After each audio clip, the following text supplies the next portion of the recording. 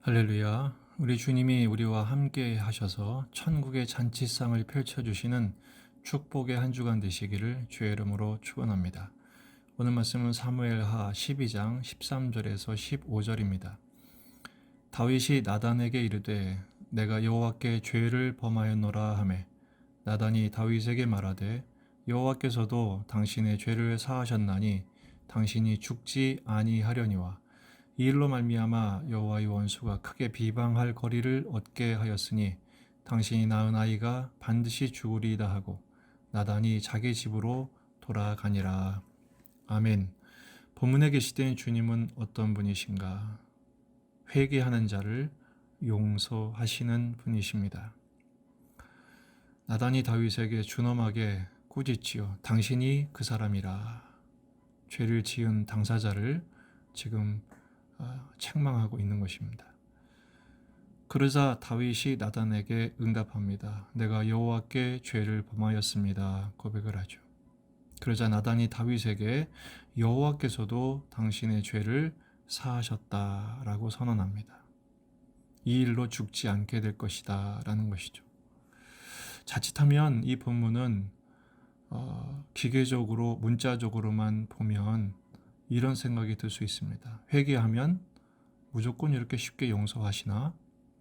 결국 그런 생각 때문에 계속 죄를 짓고 회개하고 자기 죄의 심각성을 알지 못한 채 용서받았다는 것만 강조하게 됩니다. 마치 영화 밀양에서 나오는 유괴 살인범처럼 말이죠.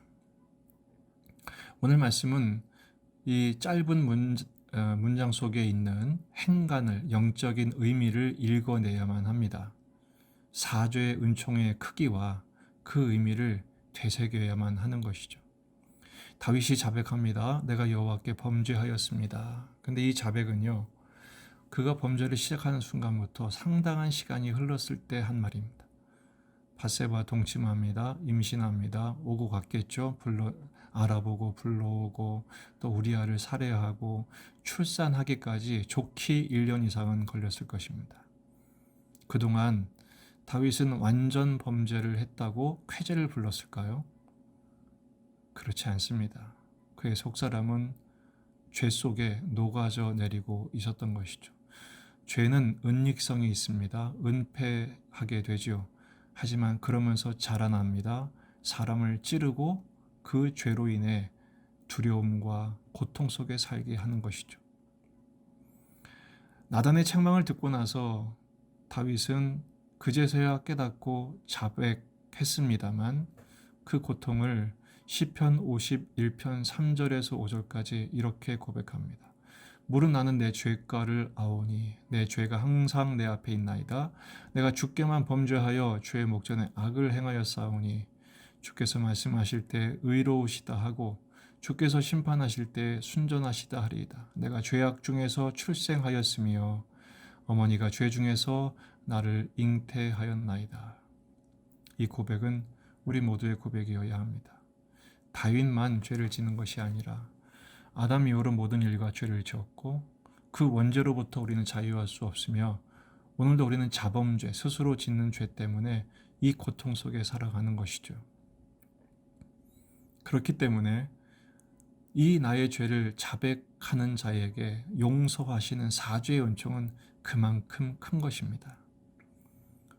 이 죄 때문에 죽지 않게 하신다. 여러분, 죄책의 결과는 사망이죠. 죄의 삭은 사망인데 결국 우리를 영원한 죽음에서 건져내시고 과거와 현재와 미래의 모든 죄로부터 우리를 자유케 하시며 의롭다 하신 은혜가 얼마나 큰지 모릅니다. 하지만 여기서 중요한 것은 그 아이가 반드시 죽으리라고 하신 말씀입니다.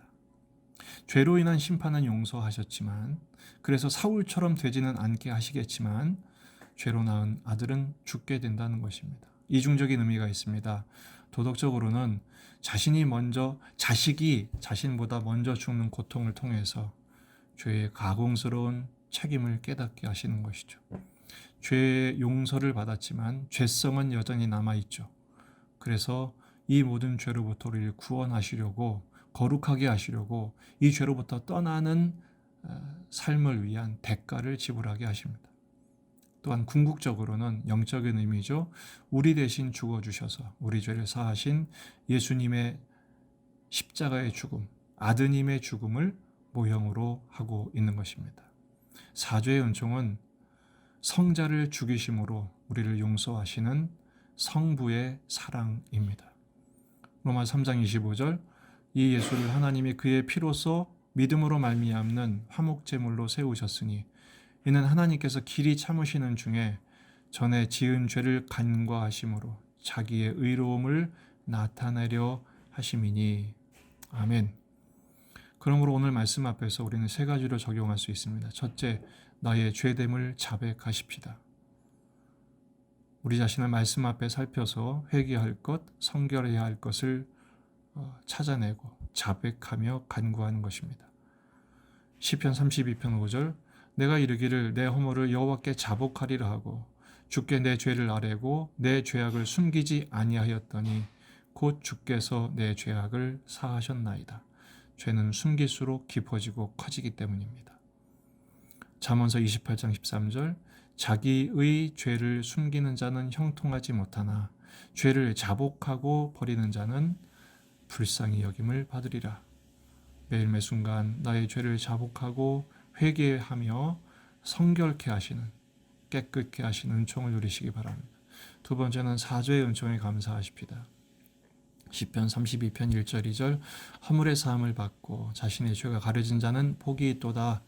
마음에 간사함이 없고 여호와께 정죄를 당하지 않은 자는 복이 있도다. 죄 사함이 우리에게 복이란 사실입니다. 예수 그리스도의 십자가의 은혜로 죄에서 자유함을 얻었는데 그 자유함을 주님의 뜻대로 사는 기회로 삼아 주님을 닮고 더욱 거룩한 삶으로 나아갈 수 있는 우리가 될 수 있도록 기도하십시다. 세 번째는 용서받은 은혜를 힘입어 용서하는 삶을 살기로 결단하십시다. 마태복음 18장 35절, 너희가 각각 마음으로부터 형제를 용서하지 아니하면 나의 하늘아버지께서도 너희에게 이와 같이 하시리라. 용서받은 사람은 용서할 줄 알게 되기 때문이죠. 다윗의 회개를 닮아 회개에 합당한 열매를 맺으며 그만큼 변화되고 성결하여 성화의 구원의 단계를 이루어가는 저와 여러분의 삶이 되기를 주의 이름으로 축원합니다. 추석 기간 중에도 주님의 은혜와 평강으로 충만하시기를, 가정마다 임하시기를 다시 한번 축원합니다.